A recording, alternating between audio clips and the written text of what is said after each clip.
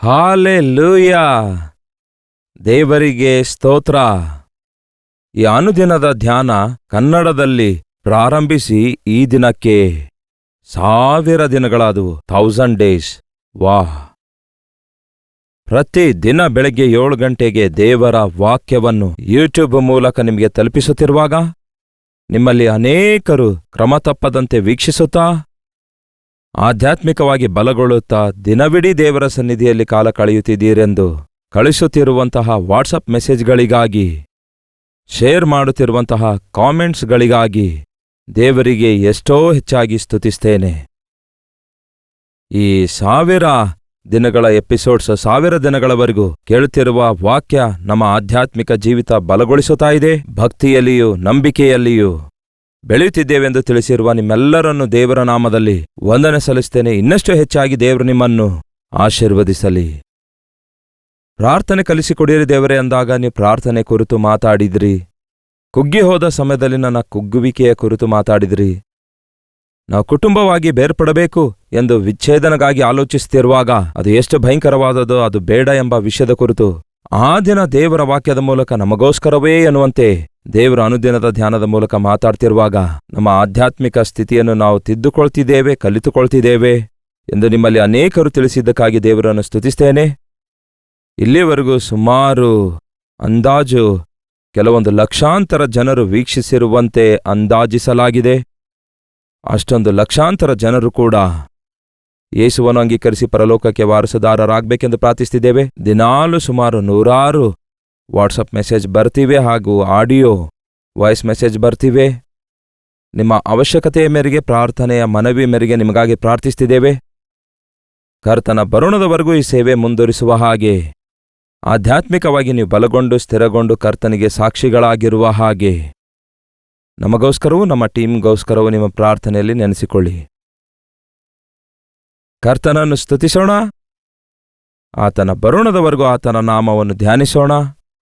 ಒಂದು ಅದ್ಭುತವಾದ ಹೇಳಿಕೆಯ ಮೇರೆಗೆ, ಅಂದರೆ study the word, preach the word ಎಂಬ ಮಾತಿನ ಮೇರೆಗೆ ದೇವರ ವಾಕ್ಯ ಓದೋದು, ದೇವರ ವಾಕ್ಯವನ್ನು ಪ್ರಸಂಗಿಸಿ ಅನೇಕರಿಗೆ ತಲುಪಿಸುವುದರಲ್ಲಿ ನೀವು ಕೂಡ ಈ ಕಾರ್ಯಕ್ರಮ ಇತರರಿಗೆ ಶೇರ್ ಮಾಡುವುದರ ಮೂಲಕ ನೀವು ಕೂಡ ಈ ಸೇವೆಯಲ್ಲಿ ಪಾಲುಗಾರರಾಗಬಹುದು.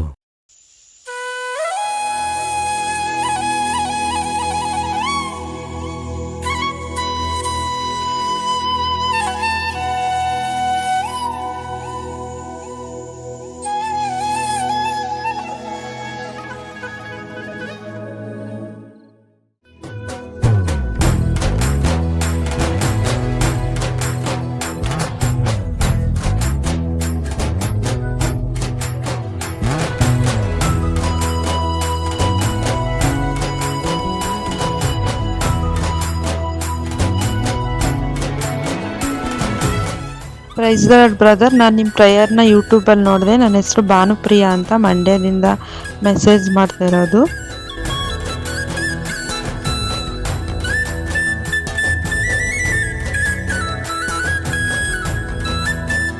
Price Lord pastor. ನಾನು ಕಳಿಸಿದಂಥ ಒಂದು ವಾಯ್ಸ್ ಮೆಸೇಜನ್ನು ನೋಡಿ ನೀವು ನನಗಾಗಿ ಪ್ರಾರ್ಥನೆ ಮಾಡ್ತೀರಂತ ನಾನು ಬಹಳ ನಂಬಿದ್ದೀನಿ ಪಾಸ್ಟರ್. ನಾನು ಕಳಿಸಿದಂಥ ವಾಯ್ಸ್ ಮೆಸೇಜ್ ನೀವು ನೋಡಿದ್ದಕ್ಕಾಗಿ ಥ್ಯಾಂಕ್ಸು.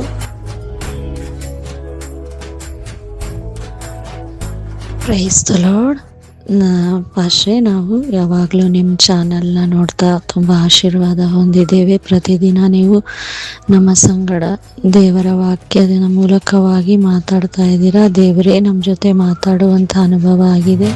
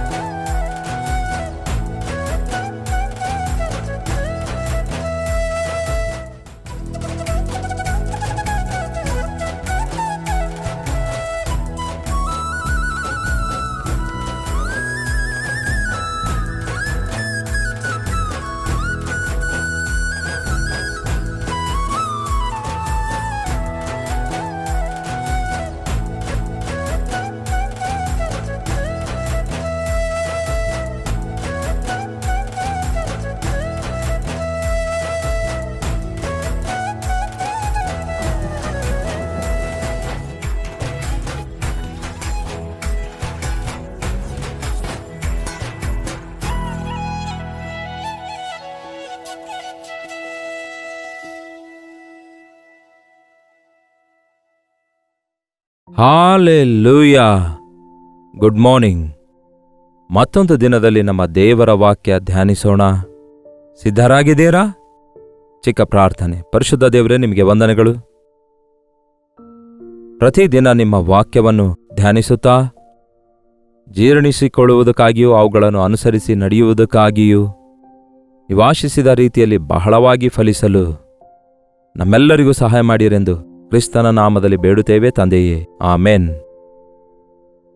ಯೇಸು ಏನು ಹೇಳಿದ್ದಾರೆ? ನೀವು ನನ್ನಲ್ಲಿಯೂ ನಾನು ನಿಮ್ಮಲ್ಲಿಯೂ ನೆಲೆಗೊಂಡಿರುವುದಾದರೆ, ನನ್ನ ವಾಕ್ಯ ನಿಮ್ಮಲ್ಲಿ ನೆಲೆಗೊಂಡಿರುವುದಾದರೆ ನೀವು ಬಹಳವಾಗಿ ಫಲಿಸುತ್ತೀರಿ ಅಂದಿದ್ದಾರೆ. ಈ ದಿನಮಾನಗಳಲ್ಲಿ ನಮ್ಮ ಜೀವಿತದಲ್ಲಿ ಅಂತಹ ಫಲಭರಿತವಾದ ಜೀವಿತ ಕಾಣಿಸ್ತಾ ಇಲ್ಲ. ದೇವರೊಂದಿಗೆ ಅಂಟಿಕೊಂಡಿರುವಂತಹ ಭಕ್ತಿಯನ್ನು, ಅಂದರೆ ನಮ್ಮ ಪಾಪ ಸ್ವಭಾವದಿಂದ ಪರಿಪೂರ್ಣವಾಗಿ ಬಿಡಿಸಲ್ಪಟ್ಟು ಕ್ರಿಸ್ತನಲ್ಲಿ ನೆಲೆಗೊಂಡು ಫಲಿಸುವವರಾಗಿರ್ತಾ ಇಲ್ಲ. ನಮ್ಮೆಲ್ಲರಿಗೂ ಗೊತ್ತಿರುವಂತಹ ಬಹಳಷ್ಟು ಸಾರಿ ಈ ವಾಕ್ಯ ನೀವು ಕೇಳಿರ್ತೀರಿ. ಯೇಸು ಕ್ರಿಸ್ತನು ಆಡಿರುವ ಈ ಮಾತುಗಳು ಯೋಹಾನ ಸುವಾರ್ತೆ 15ನೇ ಅಧ್ಯಾಯದಲ್ಲಿ ನೋಡ್ತೇವೆ. ನಾನೇ ದ್ರಾಕ್ಷ ಬಳ್ಳಿ, ಬಳ್ಳಿಗಳು ನೀವು ಅಂದಿದ್ದಾರೆ. 15ನೇ ಅಧ್ಯಾಯ 1ನೇ ವಚನ, ನಾನೇ ನಿಜವಾದ ದ್ರಾಕ್ಷ ಬಳ್ಳಿ, ನನ್ನ ತಂದೆ ತೋಟಗಾರನು, ನನ್ನಲ್ಲಿದ್ದು ಫಲ ಕೊಡದಿರುವ ಪ್ರತಿಯೊಂದು ಕೊಂಬೆಯನ್ನು ಆತನು ತೆಗೆದುಹಾಕುತ್ತಾನೆ. ಫಲ ಕೊಡುವ ಪ್ರತಿಯೊಂದು ಕೊಂಬೆಯನ್ನು ಹೆಚ್ಚು ಫಲ ಕೊಡುವ ಹಾಗೆ ಅದನ್ನು ಶುದ್ಧಿ ಮಾಡುತ್ತಾನೆ. 3ನೇ ವಚನ, ನಾನು ನಿಮಗೆ ಹೇಳಿದ ವಾಕ್ಯದ ದೆಸೆಯಿಂದ ಈಗ ಶುದ್ಧರಾಗಿದ್ದೀರಿ. ನೀವು ನನ್ನಲ್ಲಿ ನೆಲೆಗೊಂಡಿರ್ರಿ. ಏನಂತೆ? ನೀವು ನನ್ನಲ್ಲಿ ನೆಲೆಗೊಂಡಿರ್ರಿ, ನಾನು ನಿಮ್ಮಲ್ಲಿ ನೆಲೆಗೊಂಡಿರುವೆನು. ಕೊಂಬೆಯು ಬಳ್ಳಿಯಲ್ಲಿ ನೆಲೆಗೊಂಡಿರದಿದ್ದರೆ ಹೇಗೆ ತನ್ನಷ್ಟಕ್ಕೆ ತಾನೇ ಫಲ ಕೊಡಲಾರದೋ, ಹಾಗೆಯೇ ನೀವು ನನ್ನಲ್ಲಿ ನೆಲೆಗೊಂಡಿರದಿದ್ದರೆ ಫಲ ಕೊಡಲಾರಿರಿ. ನಾನೇ ದ್ರಾಕ್ಷೆ ಬಳ್ಳಿ, ನೀವು ಕೊಂಬೆಗಳು. ಹಲ್ಲೆಲೂಯಾ. ದ್ರಾಕ್ಷ ಬಳ್ಳಿ ನೋಡಿದೀರಾ? ಎಂದಾದರೂ ನೋಡಿದೀರಾ? ಬ್ಯಾಂಗ್ಳೂರ್ಗೆ ಹೋಗಿ ನೋಡಿ. ಒಂಥರ ಹರಿದಿರುವ ಬಳ್ಳಿಯಲ್ಲಿ ಆ ದ್ರಾಕ್ಷಗಳು ಗೊಂಚಲು ಗೊಂಚಲುಗಳಾಗಿ ಬೆಳೆದಿರ್ತವೆ. ದ್ರಾಕ್ಷೆ ತೋಟಗಳನ್ನು ನೀವು ಕಾಣ್ತೀರಿ, ಬೇರೆ ಅನೇಕ ಸ್ಥಳಗಳಲ್ಲಿ ನೋಡ್ತೀರಿ. ಆ ದ್ರಾಕ್ಷ ಬಳ್ಳಿಗೆ ಎಲ್ಲೋ ಇದ್ದಿರುತ್ತೆ ಬೇರು, ಹೇಳಬೇಕಾದ್ರೆ ಬೇರೆ ಕಾಣಿಸೋದಿಲ್ಲ. ಆದರೆ ಅಲ್ಲಿಂದ ಬಂದಿರುವ ಆ ಕೊಂಬೆಗಳು ಕೊಂಬೆ ಅಲ್ಲ, ಕೊಂಬೆಗಳು. ಕೇಳ್ತಿದ್ದೀರಾ? ಅನೇಕ ಕೊಂಬೆಗಳು ಅನೇಕ ಭಾಗಗಳ ಕಡೆಗೆ ಹೋಗಿ ವಿಸ್ತರಿಸಿ ಫಲಿಸುತ್ತವೆ, ಬಹಳ ಫಲಿಸುತ್ತವೆ. ಆ ಕೊಂಬೆಗಳು ಫಲಿಸುವುದಕ್ಕಾಗಿ ಮೂಲ ಕಾರಣವೇನೆಂದರೆ ಆ ದ್ರಾಕ್ಷೆ ಬಳ್ಳಿ, ಅದರ ಬೇರುಗಳು. ಆ ಬೇರಿನಿಂದ ಬರುವಂತಹ ಬಲವನ್ನು ಹೊಂದಿಕೊಂಡು ಅವು ಬಹಳವಾಗಿ ಫಲ ಕೊಡ್ತವೆ. ಒಂದು ವೇಳೆ ಕೊಂಬೆ ಏನಾದರೂ ನಾನು ಬಹಳ ಎತ್ತರವಾಗಿ ಬೆಳೆದಿದ್ದೇನೆ, ಬಹಳ ದೊಡ್ಡದಾಗಿದ್ದೇನೆ, ನನ್ನಷ್ಟಕ್ಕೆ ನಾನೇ ಇಷ್ಟೊಂದು ಫಲ ಕೊಟ್ಟಿದ್ದೇನೆ ಎಂಬುದಾಗಿ ಹೆಮ್ಮೆ ಪಟ್ಟಿದೆ ಅಂದ್ಕೊಳ್ಳಿ, ಅದು ಬತ್ತಿ ಹೋಗ್ತದೆ. ದ್ರಾಕ್ಷೆ ಬಳ್ಳಿಯೊಂದಿಗೆ ಕೊಂಬೆ ಕನೆಕ್ಟ್ ಆಗಿರಬೇಕು. ಈ ದಿನ ದೇವರಲ್ಲಿ ನಾವು ಭಯಭಕ್ತಿಯುಳ್ಳವರಾಗಿದ್ದೇವೆ ಅಂದಾಗ ಕೆಲವೊಂದು ಸಾರಿ ಗುಡಿಯಲ್ಲಿರುವ ದೇವರಿಗೆ ಮೊಕ್ಕಿಕೊಂಡು ಬರೋದಾಗ್ಲಿ, ಕೆಲವೊಂದು ಸಾರಿ ದೇವರಿಗೆ ಕೂಗಿಕೊಂಡ್ರೆ ಪರಲೋಕದಿಂದ ದೇವರು ನಮಗೆ ಉತ್ತರ ಕೊಡ್ತಾರೆ ಎಂಬುದಾಗಿ, ಕೆಲವೊಮ್ಮೆ ದೇವರಿಗೆ ನಾವು ಮೊಕ್ಕಿಕೊಳ್ಳೋಣ, ಹರಕೆ ಸಲ್ಲಿಸೋಣ ಅಂದುಕೊಳ್ತಾರೆ ಕೆಲವರು. ಆದರೆ ಯೇಸು ಕ್ರಿಸ್ತನು ಕಲಿಸುವಂತಹ ಭಕ್ತಿ ಆತನೊಂದಿಗೆ ಜೀವಿಸುವಂಥದ್ದಾಗಿದೆ, ಆತನಲ್ಲಿ ಜೀವಿಸುವಂಥದ್ದಾಗಿದೆ, ಆತನ ಮಾತಿನ ಪ್ರಕಾರ ಜೀವಿಸುವಂಥದ್ದಾಗಿದೆ. ಅದಕ್ಕೆ ದೇವರ ವಾಕ್ಯ ನಮಗೆ ಎಷ್ಟೋ ಅವಶ್ಯಕವಾಗಿದೆ. ಮನುಷ್ಯರ ಮಾತುಗಳು ವ್ಯರ್ಥ ಪ್ರಿಯರೇ. ಮನುಷ್ಯರು ವಿಸ್ತಾರವಾಗಿ ಮಾತಾಡ್ತಾರೆ. ಒಬ್ಬ ಮನುಷ್ಯನು ಒಂದು ದಿನಕ್ಕೆ 25,000 ಮಾತುಗಳನ್ನಾಡ್ತಾನೆಂದು ಅಂದಾಜಿಸಲಾಗಿದೆ. ಅವುಗಳಲ್ಲಿ ಎಷ್ಟು ಪ್ರಯೋಜನವಾಗಿರ್ತವೆ, ಎಷ್ಟು ಉಪಯೋಗವಾಗಿರ್ತವೆ, ಎಷ್ಟು ಆಧರಣೆಯಿಂದ ಕೂಡಿದ್ದಾಗಿರ್ತವೆ, ಎಷ್ಟು ಸತ್ಯವಾದವುಗಳಾಗಿವೆ, ಎಷ್ಟು ಒಳ್ಳೆಯವುಗಳಾಗಿವೆ ಎಂದು ಒಮ್ಮೆ ಪರಿಶೀಲಿಸಿಕೊಳ್ಳೋದಾದರೆ ಒಂದೆರಡು ಕೂಡ ಕಾಣಿಸ್ತವೋ ಇಲ್ಲವೋ ಗೊತ್ತಿಲ್ಲ. ಆದರೆ ದೇವರ ಮಾತುಗಳು ನಮ್ಮ ಒಳ್ಳೆಯದನ್ನು ಕೋರಿ ನಮಗೆ ಜ್ಞಾನೋದಯ ಉಂಟು ಮಾಡುವುದಕ್ಕಾಗಿ, ನಮಗೆ ನಂಬಿಕೆ ಉಂಟು ಮಾಡುವುದಕ್ಕಾಗಿ, ನಮಗೆ ಆದರಣೆ ಉಂಟು ಮಾಡುವುದಕ್ಕಾಗಿ, ನಮ್ಮನ್ನು ತಿದ್ದುವುದಕ್ಕಾಗಿ, ನಮ್ಮ ಸ್ಥಿತಿಯನ್ನು ನಾವು ಅರಿತುಕೊಳ್ಳುವುದಕ್ಕಾಗಿ ದೇವರ ಮಾತುಗಳು ಎಷ್ಟೋ ಪ್ರಯೋಜನಕರವಾಗಿರ್ತವೆ. ಪರಿಶುದ್ಧ ಸತ್ಯವೇದದಲ್ಲಿ ಬರೆಯಲ್ಪಟ್ಟ ಪ್ರತಿಯೊಂದು ಮಾತು ಪವಿತ್ರಾತ್ಮನಿಂದ ಪ್ರೇರೇಪಿಸಲ್ಪಟ್ಟಿರುವಂತಹ ಮಾತುಗಳಾಗಿರೋದ್ರಿಂದ ಅದರಲ್ಲಿರುವ ಸಾರಾಂಶ ನಾವು ಗ್ರಹಿಸಿಕೊಳ್ಬೇಕು. ಅಕ್ಷರ ಹಿಡ್ಕೊಂಡ್ರೆ ಪ್ರಯೋಜನವಿರಲ್ಲ. ಅದರಲ್ಲಿರುವ ಆತ್ಮ ಸತ್ಯವನ್ನು ನಾವು ಗ್ರಹಿಸಿಕೊಳ್ಳೋದಾದ್ರೆ ನಿಜವಾಗ್ಲೂ ಆಧ್ಯಾತ್ಮಿಕವಾಗಿ ಮಾರ್ಪಡ್ತೇವೆ. ಕಳೆದ ಕೆಲವು ವರ್ಷಗಳಿಂದ ಈ ಸೋಷಿಯಲ್ ಮೀಡಿಯಾದಲ್ಲಿ ನಾನು ವಾಕ್ಯ ಸಾರ್ತಾ ಇರುವಾಗ, ಆ ರೀತಿ ಹೇಳಬೇಕಾದ್ರೆ ಕಳೆದ 20 ವರ್ಷಗಳಿಂದ ಟೆಲಿವಿಷನ್ನಲ್ಲಿ ನಾನು ವಾಕ್ಯ ಸಾರ್ತಿರುವಾಗ, ಈ ದಿನಕ್ಕೂ ಕೂಡ ಅನೇಕರು ಅನೇಕ ಸ್ಥಳಗಳಲ್ಲಿ ಸಾಕ್ಷಿ ಕೊಡುವುದನ್ನು ನಾವು ನೋಡ್ತೇವೆ. 2000ನಲ್ಲಿ, 2005ನಲ್ಲಿ, 2010ನಲ್ಲಿ ನಾವು ಕೇಳಿರುವಂತಹ ಆ ವಾಕ್ಯ ನಮ್ಮ ಜೀವಿತದಲ್ಲಿ ಕಾರ್ಯ ಮಾಡಿದೆ. ಅದಕ್ಕಿಂತ ಮುಂಚೆ ಯೇಸು ಯಾರೆಂದು ನಮಗೆ ಗೊತ್ತಿರಲಿಲ್ಲ. ನಮ್ಮ ಮನೋನೇತ್ರಗಳು ತೆರೆಯಲ್ಪಟ್ಟಿವೆ. ಆ ದಿನ ಕೇಳಿದ ವಾಕ್ಯ ನಮ್ಮನ್ನು ಗದರಿಸಿದೆ. ನಮ್ಮ ಸ್ಥಿತಿ ಏನೆಂದು ನಮಗೆ ತೋರಿಸಿಕೊಟ್ಟಿದೆ. ನಾವು ಮಾನಸಾಂತರ ಹೊಂದಿದ್ದೇವೆ. ಈ ದಿನದವರೆಗೂ ದೇವರಿಗೋಸ್ಕರ ಜೀವಿಸ್ತಿದ್ದೇವೆ ಎಂದು ಸಾಕ್ಷ್ಯ ಹೇಳುವಾಗ ಒಂದೇ ಒಂದು ವಚನ ಅವರ ಹೃದಯದೊಳಗಡೆ ತೂರಿಕೊಂಡು ಕಾರ್ಯ ಮಾಡಿ ವರ್ಷಗಳವರೆಗೂ ಅನೇಕರು ದೇವರಿಗೆ ಪ್ರಿಯರಾಗಿ ಜೀವಿಸುತ್ತಾ ಇದ್ದಾರೆ ಎಂಬುದು ನಾವು ಗಮನಿಸಿದಾಗ ದೇವರ ವಾಕ್ಯ ಎಷ್ಟು ಶಕ್ತಿಯುಳ್ಳವುಗಳಾಗಿವೆ ಎಂದು ಗುರುತಿಸ್ತಿದ್ದೇವೆ. ಕೇಳಿ ಪ್ರಿಯರೇ, ದೇವರ ಮಾತುಗಳು ನಾವು ಮನಸ್ಸೊಳಗೆ ಇಟ್ಕೊಳ್ಬೇಕು. 7ನೇ ವಚನ ಓದುತ್ತೇನೆ ಕೇಳ್ರಿ. ನೀವು ನನ್ನಲ್ಲಿಯೂ ನನ್ನ ವಾಕ್ಯಗಳು ನಿಮ್ಮಲ್ಲಿಯೂ ನೆಲೆಗೊಂಡಿದ್ದರೆ ಏನು ಬೇಕಾದರೂ ಬೇಡಿಕೊಳ್ಳಿರಿ, ಅದು ನಿಮಗೆ ದೊರೆಯುವುದು. ನೀವು ನನ್ನಲ್ಲಿಯೂ ನನ್ನ ವಾಕ್ಯಗಳು ನಿಮ್ಮಲ್ಲಿಯೂ ನೆಲೆಗೊಂಡು ಇರುವುದಾದರೆ, ನನ್ನಲ್ಲಿ ನೀವು ನೆಲೆಗೊಂಡಿರಬೇಕು, ನಿಮ್ಮಲ್ಲಿ ನನ್ನ ವಾಕ್ಯಗಳು ನೆಲೆಗೊಂಡಿರಬೇಕು. ದೇವರೊಂದಿಗಿರುವುದು ಅಂದರೆ ಆತನ ಮಾತಿನ ಪ್ರಕಾರ ನಡೆದುಕೊಳ್ಳುವಂಥದ್ದಾಗಿದೆ. ಆತನ ಮಾತುಗಳು ನಮ್ಮ ಹೃದಯದಲ್ಲಿರುವಾಗ ಆ ಮಾತುಗಳು, ಆ ದೇವರ ಮಾತುಗಳು ನಮ್ಮನ್ನು ಪರಿಪೂರ್ಣತೆಯೊಳಗೆ ನಡೆಸುತ್ತವೆ. ದೇವರ ಮಾತಿನ ಪ್ರಕಾರ ನಡೆದುಕೊಳ್ಳುವಾಗ, ಏನ್ ಪ್ರಿಯರೇ, ನಾನು ಹೇಳೋದೇನಾದರೂ ಥಿಯರಿಯಾಗಿದೆಯೋ? ಅಂದರೆ ದೇವರ ಆಜ್ಞೆಗಳ ಪ್ರಕಾರ ನಡೆದುಕೊಳ್ಳುವಾಗ, ದೇವರಿಗೆ ಇಷ್ಟಕರವಾಗಿರುವ ಕಾರ್ಯಗಳ ಪ್ರಕಾರ ಒಂದು ವೇಳೆ ನಾವು ನಡೆದುಕೊಳ್ಳುವಾಗ ನಾವು ಆತನಲ್ಲಿ ನೆಲೆಗೊಂಡವರಾಗಿರ್ತೇವೆ. ನೋಡಿ ಪ್ರಿಯರೇ, ಅಷ್ಟೇ ಯಾಕೆ, ನಮ್ಮ ಮಕ್ಕಳು ನಾವು ಹೇಳಿದ ಮಾತು ಕೇಳದಿರುವಾಗ ನಮಗೆ ಮುಖ ತೋರಿಸಲು ಭಯಪಡ್ತಾರಲ್ಲವೇ? ನಮ್ಮಿಂದ ತಪ್ಪಿಸಿಕೊಂಡು ತಿರುಗಾಡ್ತಾರಲ್ಲವೇ? ಹಾಗೆಯೇ ದೇವರ ವಾಕ್ಯದ ಪ್ರಕಾರ ನಡೆಯದೇ ಇರುವ ಒಬ್ಬ ವ್ಯಕ್ತಿ ದೇವರ ಸಮೀಪಕ್ಕೆ ಬರಲಾರನು, ದೇವರ ಮುಖ ನೋಡಲಾರನು, ದೇವರ ಸನ್ನಿಧಿಯಲ್ಲಿ ನಿಲ್ಲಲಾರನು. ಅದಕ್ಕಾಗಿಯೇ ದೇವರ ಸನ್ನಿಧಿಯಲ್ಲಿ ನಿಂತ್ಕೊಳ್ಬೇಕಾದರೆ ನಮ್ಮ ಅವಿಧೇಯತೆಯನ್ನು ಒಪ್ಪಿಕೊಳ್ಬೇಕು. ನಾವು ನಮ್ಮ ಅಜ್ಞಾನವನ್ನು ಬಿಟ್ಟು ಬಿಡಬೇಕು. ನಾವು ದೇವರ ವಾಕ್ಯದ ಪ್ರಕಾರ ನಡೆದುಕೊಳ್ಳಬೇಕು. ಮರಿಯಳಿಗೆ ನೀನು ಗರ್ಭಿಣಿ ಆಗ್ತೀಯ ಅಂದಾಗ ಆಕೆಗೆ ಅರ್ಥ ಆಗಲಿಲ್ಲ. ಅದೊಂದು ಭಯಂಕರವಾದ ಪರಿಸ್ಥಿತಿ. ಆದರೆ ಇದು ದೇವರಿಂದಲೇ ಆಗುವುದು ಅಂದಾಗ ಆಕೆ ಒಂದೇ ಮಾತು ಹೇಳ್ತಾಳೆ, ನಿನ್ನ ಮಾತಿನ ಪ್ರಕಾರವೇ ನನಗೆ ಆಗಲಿ ಅನ್ನುತ್ತಾಳೆ. ದೇವರ ಮಾತಿನ ಪ್ರಕಾರ ನನ್ನ ಜೀವಿತದಲ್ಲಿ ಕಾರ್ಯ ಆಗುವುದಾದರೆ ಅದು ಅತ್ಯುತ್ತಮವಾಗಿರುತ್ತೆ. ನಾವು ಅಂದುಕೊಂಡಂತೆ ಅಲ್ಲ, ಬೇರೆ ಯಾರೋ ಅಂದುಕೊಂಡಂತೆ ಅಲ್ಲ. ದೇವರ ವಾಕ್ಯಗಳು ಕೇಳಿ ಪ್ರಿಯರೇ, ನಮಗೆ ಒಳ್ಳೆಯದನ್ನೇ ಮಾಡ್ತವೆ ಪ್ರಿಯರೇ. ನಮ್ಮನ್ನು ಆಧರಿಸುತ್ತವೆ, ನಮ್ಮನ್ನು ನಡೆಸುತ್ತವೆ, ನಮ್ಮನ್ನು ಎಚ್ಚರಿಸುತ್ತವೆ, ನಮ್ಮನ್ನು ತಿದ್ದುತ್ತವೆ, ನಮ್ಮನ್ನು ಸತ್ಯದ ಮಾರ್ಗದಲ್ಲಿ ನಡೆಸುತ್ತವೆ. ದೇವರ ವಾಕ್ಯ ಕೇಳುವ ಸಮಯ ಯಾವತ್ತೂ ವ್ಯರ್ಥವಾಗಲ್ಲ ಪ್ರಿಯರೇ. ವಾಕ್ಯವನ್ನು ನೀವು ಮೊಳಕಾಲೂರಿ ಓದುವುದನ್ನು ಅಭ್ಯಾಸ ಮಾಡಿರಿ, ಧ್ಯಾನ ಮಾಡುವುದನ್ನು ಕಲಿಯಿರಿ. ನಿಮ್ಮ ಬದುಕಿನಲ್ಲೇ ಬಹಳವಾಗಿ ಫಲಿಸುತ್ತೀರಿ. ಯಾವನಾದರೂ ದುಷ್ಟರ ಆಲೋಚನೆಯಂತೆ ನಡೆಯದೆ, ಪಾಪಾತ್ಮರ ಮಾರ್ಗದಲ್ಲಿ ನಿಂತುಕೊಳ್ಳದೆ, ಧರ್ಮನಿಂದಕರೊಡನೆ ಕೂತುಕೊಳ್ಳದೆ, ಯೆಹೋವನ ಧರ್ಮಶಾಸ್ತ್ರದಲ್ಲಿ ಅಂದರೆ ದೇವರ ವಾಕ್ಯದಲ್ಲಿ ಆನಂದಿಸುತ್ತಾ ರಾತ್ರಿ ಹಗಲು ಅದನ್ನು ಧ್ಯಾನಿಸುವಂಥವನು ಧನ್ಯನು. ಯಾವತ್ತೇ ಆಗಲಿ ದೇವರ ವಾಕ್ಯವನ್ನು ನಾವು ಓದಿ ಧ್ಯಾನಿಸುತ್ತಾ ಇರುವುದಾದರೆ, ಹೃದಯದೊಳಗೆ ಅದನ್ನು ನಾವು ಧ್ಯಾನಿಸುತ್ತಾ ಇರುವುದಾದರೆ, ಅಂಥವನು ತಕ್ಕ ಕಾಲದಲ್ಲಿ ಫಲ ಕೊಡುತ್ತಾನಂತೆ. ಅಂಥವನ ಎಲೆ ಬಾಡಿ ಹೋಗುವುದೇ ಇಲ್ಲ. ಅಂಥವನು ನೀರಿನ ಕಾಲುವೆಗಳ ಬಳಿಯಲ್ಲಿ ಬೆಳೆದಿರುವ ಮರದ ಹಾಗಿರುತ್ತಾನೆ. ಅದರ ಬೇರು ಎಂದಿಗೂ ಒಣಗಿ ಹೋಗುವುದಿಲ್ಲ.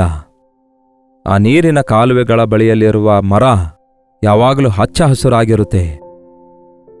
ಅದರ ಎಲೆ ಬಾಡಿ ಹೋಗುವುದೇ ಇಲ್ಲ. ಅದು ತಕ್ಕ ಕಾಲದಲ್ಲಿ ಫಲ ಕೊಡುತ್ತದೆ. ಅದರ ಎಲೆ ಒಣಗಿ ಹೋಗೋದಿಲ್ಲ, ಬಹಳವಾಗಿ ಫಲಿಸುತ್ತದೆ.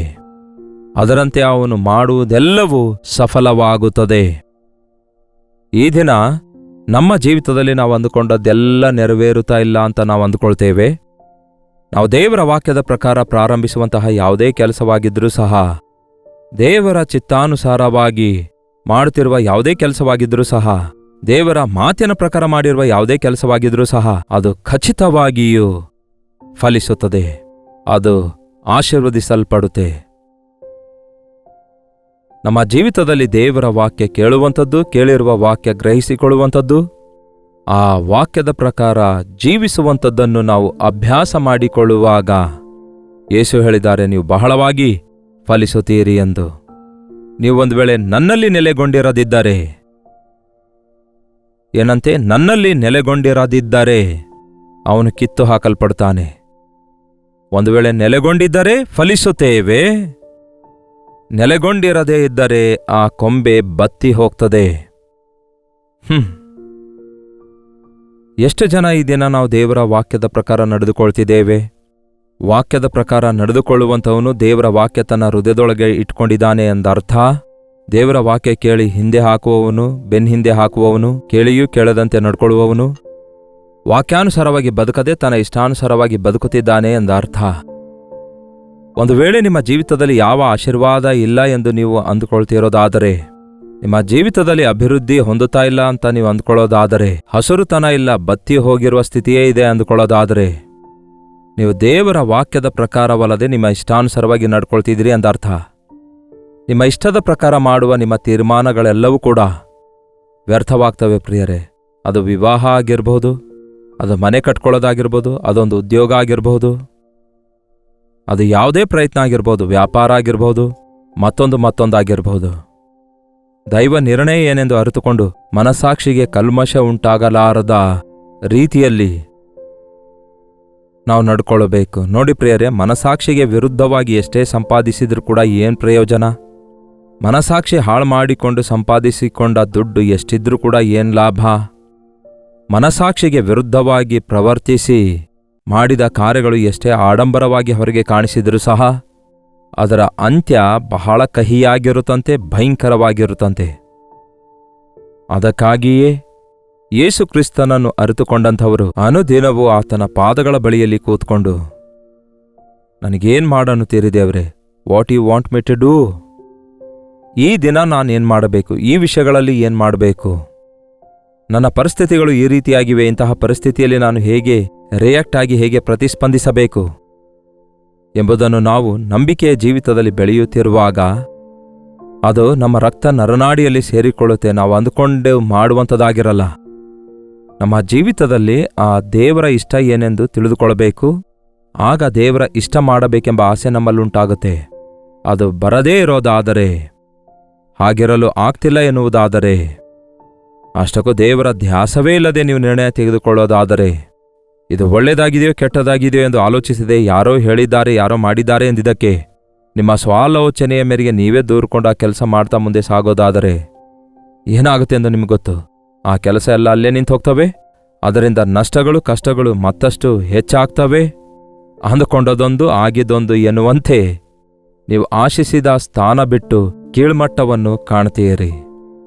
ದಯವಿಟ್ಟು ಇಂದಿನಿಂದ ದೇವರಲ್ಲಿ ನೆಲೆಗೊಂಡಿರೋಣ, ಆತನ ವಾಕ್ಯದಲ್ಲಿ ನೆಲೆಗೊಂಡಿರೋಣ. ಆತನಲ್ಲಿ ನೆಲೆಗೊಂಡಿರೋದಂದ್ರೆ ಆತನ ಫೋಟೋ ಇಟ್ಕೊಂಡು ಪಕ್ಕದಲ್ಲಿ ಕೂತ್ಕೊಳ್ಳುವಂಥದ್ದಲ್ಲ ಪ್ರಿಯರೇ. ದೇವರ ಮಾತಿನ ಪ್ರಕಾರ ನಾವು ಮಾಡುವುದಾದರೆ ಆತನಿಗೆ ನಾವು ನಿಕಟವಾಗಿದ್ದೇವೆ ಎಂದರ್ಥ. ಆತನ ಮಾತು ಕೇಳದಿರುವಾಗ ದೂರವಾಗಿದ್ದೇವೆ ಎಂದರ್ಥ. ನೋಡಿ, ನಮ್ಮ ಮಕ್ಕಳು ನಿಕಟವಾಗಿರುವಾಗ ನಾವು ಪ್ರೀತಿಯಿಂದ ಮೃದುವಾಗಿ ಮಾತಾಡ್ತೇವೆ. ನಮ್ಮ ಮಕ್ಕಳು ನಮ್ಮ ಮಾತು ಕೇಳದೆ ದೂರ ಹೋಗುವಾಗ ಹೇಗಿರುತ್ತೆ ಹೇಳಿ? ನಾವು ಕಿರ್ಚಬೇಕಾಗುತ್ತೆ, ಕೂಗಾಡಬೇಕಾಗುತ್ತೆ, ಸಿಟ್ಟಾಗಬೇಕಾಗುತ್ತೆ, ಗದರಿಸಬೇಕಾಗುತ್ತೆ, ಬೈಯಬೇಕಾಗುತ್ತೆ. ಹಾಗೆಯೇ ಅನೇಕ ವಿಶ್ವಾಸಿಗಳು ಈ ದಿನ ದೇವರಿಗೆ ದುಃಖಪಡಿಸ್ತಿದ್ದಾರೆ. ಅಯ್ಯೋ ಇಸ್ರಾಯೇಲೇ, ನೀನು ನನ್ನ ಮಾತು ಕೇಳುವುದಾದರೆ ನಿನಗೆ ಎಷ್ಟೋ ಒಳ್ಳೆಯದು. ನೀನು ನನ್ನ ಮಾತು ಕೇಳದೆ ಇಷ್ಟಾನುಸಾರವಾಗಿ ಹೋಗಿ ಚಿಕ್ಕಲ್ಲಿ ಶ್ರಮೆಯೊಳಗೆ ಬಿದ್ದೆ, ಪಾಪದೊಳಗೆ ಬಿದ್ದೆ, ಶೋಧನೆಯೊಳಗೆ ಬಿದ್ದೆ, ನಷ್ಟಕ್ಕೊಳಗಾದೆ.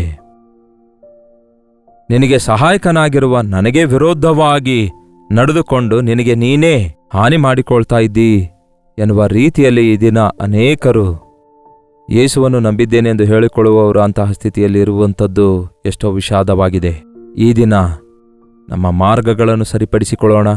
ಕರ್ತನ ಬಳಿಗೆ ತಿರುಗಿ ಬರೋಣ. ಆತನ ವಾಕ್ಯದ ಪ್ರಕಾರ ನಡ್ಕೊಳ್ಳೋಣ.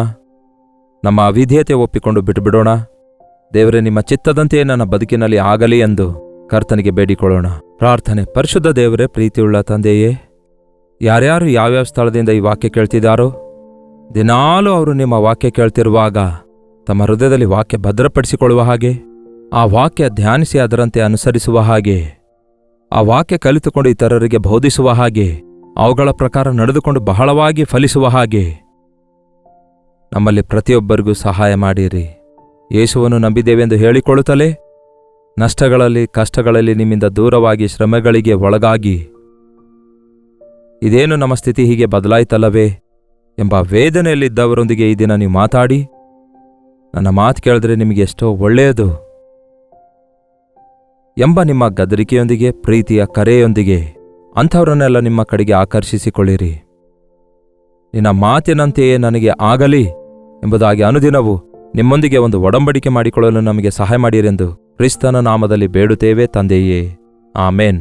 ನಮ್ಮ ತಂದೆಯೇ ಆದ ದೇವರ ಪ್ರೀತಿಯು, ಮಗನಾಗಿರುವ ಕ್ರಿಸ್ತನ ಕೃಪೆಯು, ಆದರಣೆಕರ್ತನಾದ ಪವಿತ್ರಾತ್ಮನ ಸಹವಾಸವು ಕೂಡಿ ಬಂದಿರುವ ನಮ್ಮೆಲ್ಲರ ಸಂಗಡ ಇಂದಿಗೂ ಸದಾಕಾಲಕ್ಕೂ ನೆಲೆಯಾಗಿರಲಿ. ಆಮೇನ್. ದೇವರಿಗೆ ಸ್ತೋತ್ರ. ದೇವರ ಸಮೀಪದಲ್ಲಿರೋಣ, ದೇವರಲ್ಲಿ ನೆಲೆಗೊಂಡಿರೋಣ. ಕರ್ತನು ಅನುಗ್ರಹಿಸುವ ಸಕಲ ಆಶೀರ್ವಾದಗಳನ್ನು ನಮ್ಮ ಜೀವಿತದಲ್ಲಿ ಅನುಭವಿಸಿ ಆತನಿಗೆ ಸಾಕ್ಷಿಗಳಾಗಿರೋಣ. ನಿಮ್ಮ ಪ್ರಾರ್ಥನಾ ಮನವಿಗಳು 8939731313 ನಂಬರ್ಗೆ ನೀವು ಇತರ ದೇಶದಿಂದ ವೀಕ್ಷಿಸುವುದಾದರೆ ಕೊಡಲ್ಪಟ್ಟಿರುವ ಇದೇ ನಂಬರಿಗೆ ಒಂದು ಟೆಕ್ಸ್ಟ್ ಆಗಲಿ ವಾಯ್ಸ್ ಮೆಸೇಜ್ ಮುಖಾಂತರ ವಾಟ್ಸಪ್ ಕಳಿಸಿರಿ. ನಿಮ್ಮ ಪಕ್ಷದಲ್ಲಿ ನಾವು ಪ್ರಾರ್ಥಿಸ್ತಿದ್ದೇವೆ, ನೀವು ಪ್ರಾರ್ಥಿಸಿರಿ. ತಪ್ಪದೇ ದೇವರು ನಮಗೆ ಉತ್ತರ ಕೊಡ್ತಾರೆ. Doctor Jaipal Kannada YouTube channel subscribe ಮಾಡಿಕೊಳ್ಳದಿದ್ರೆ ಸಬ್ಸ್ಕ್ರೈಬ್ ಮಾಡಿಕೊಳ್ಳಿರಿ. ಲೈಕ್ ಮಾಡಿ, ಶೇರ್ ಮಾಡುವುದನ್ನು ಮರೆಯಬೇಡಿ. ಭಾರತ ದೇಶದ ಪ್ರಧಾನ 6 ಭಾಷೆಗಳಲ್ಲಿ ಟೆಲಿವಿಷನ್ ಪ್ರೋಗ್ರಾಂ ಟೆಲಿಕಾಸ್ಟ್ ಆಗ್ತಿವೆ. ಅನೇಕ ಭಾಷೆಗಳವರು ಅನೇಕ ವಿಧವಾದ ಸಂದೇಶಗಳನ್ನು ಕೇಳುವುದರ ಮೂಲಕ ದೇವರಿಂದ ಸಂಧಿಸಲ್ಪಟ್ಟು ರಕ್ಷಣೆ ಹೊಂದುತ್ತಾ ಇದ್ದಾರೆ. ಕಳೆದ 20 ವರ್ಷಗಳಿಂದ ನಾವು ಮಾಡ್ತಿರುವ ಈ ಟಿವಿ ಸೇವೆ ಮುಂದುವರಿಸುವುದಕ್ಕಾಗಿ ಒಂಥರ ನಂಬಿಕೆಯ ಹೋರಾಟದಂತಿದೆ. ಕರ್ತನು ಪ್ರೇರೇಪಿಸುವುದಾದರೆ ನಿಮ್ಮ ಉದಾರತೆಯ ಕಾಣಿಕೆಗಳನ್ನು ನಮ್ಮ ಟೆಲಿವಿಷನ್ ಪ್ರೋಗ್ರಾಂಗೆ ನಿಮ್ಮ ಸಹಾಯ ಒದಗಿಸಿರಿ. ಕ್ರೈಸ್ತರಲ್ಲದವರು, ಹಳ್ಳಿ ಗ್ರಾಮಗಳಲ್ಲಿರುವವರು, ಸೆಲ್ಫೋನ್ ಬಳಕೆ ಮಾಡದೇ ಇರುವಂಥವರು ಟಿವಿ ಮೇಲೆ ಆಧಾರಗೊಂಡು ಅನೇಕರು ವಾಕ್ಯ ಕೇಳ್ತಿದ್ದಾರೆ. ಅಂಥವರಿಗೆ ವಾಕ್ಯ ತಲುಪಿಸುವುದರಲ್ಲಿ ನೀವು ಕೂಡ ನಮ್ಮೊಂದಿಗೆ ಸಹಕಾರಿಗಳಾಗಿರಿ. ಕರ್ತನ ಚಿತ್ತವಿರುವುದಾದರೆ ಮತ್ತೆ ನಾಳೆ ಇದೇ ಅನುದಿನದ ಧ್ಯಾನ ಎಂಬ ಕಾರ್ಯಕ್ರಮದಲ್ಲಿ ಮತ್ತೊಮ್ಮೆ ಭೇಟಿಯಾಗೋಣ. ಅಲ್ಲಿವರೆಗೂ ದೇವರ ಮಹಾಕೃಪೆ ನಿಮ್ಮೆಲ್ಲರೊಂದಿಗಿರಲಿ.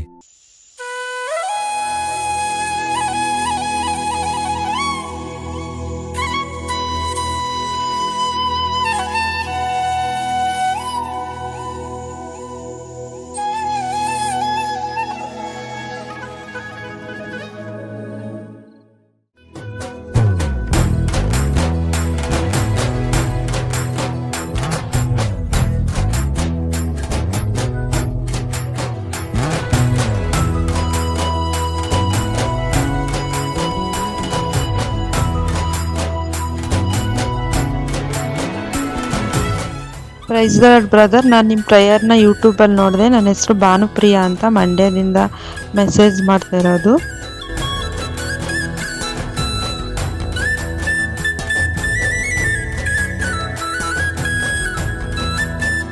ಪ್ರೈಸ್ ಲಾರ್ಡ್ ಪಾಸ್ಟರ್, ನಾನು ಕಳಿಸಿದಂಥ ಒಂದು ವಾಯ್ಸ್ ಮೆಸೇಜನ್ನು ನೋಡಿ ನೀವು ನನಗಾಗಿ ಪ್ರಾರ್ಥನೆ ಮಾಡ್ತೀರಂತ ನಾನು ಬಹಳ ನಂಬಿದ್ದೀನಿ ಪಾಸ್ಟರ್.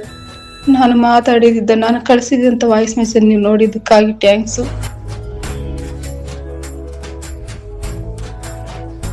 Price the lord. ಪಾಶ್ರೆ, ನಾವು ಯಾವಾಗಲೂ ನಿಮ್ಮ ಚಾನಲ್ನ ನೋಡ್ತಾ ತುಂಬ ಆಶೀರ್ವಾದ ಹೊಂದಿದ್ದೇವೆ. ಪ್ರತಿದಿನ ನೀವು ನಮ್ಮ ಸಂಗಡ ದೇವರ ವಾಕ್ಯದ ಮೂಲಕವಾಗಿ ಮಾತಾಡ್ತಾ ಇದ್ದೀರಾ. ದೇವರೇ ನಮ್ಮ ಜೊತೆ ಮಾತಾಡುವಂಥ ಅನುಭವ ಆಗಿದೆ.